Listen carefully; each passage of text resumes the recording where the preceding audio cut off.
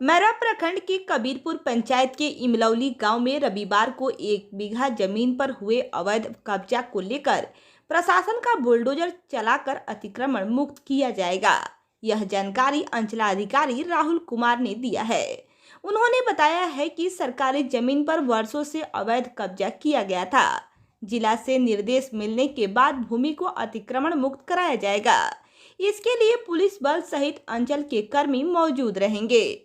तो आप सभी को एक बार फिर से बताते चले कि मैरा प्रखंड के कबीरपुर पंचायत के इमलौली गांव में रविवार को 1 बीघा जमीन पर हुए अवैध कब्जा को लेकर प्रशासन का बुलडोजर चलाकर अतिक्रमण मुक्त किया जाएगा।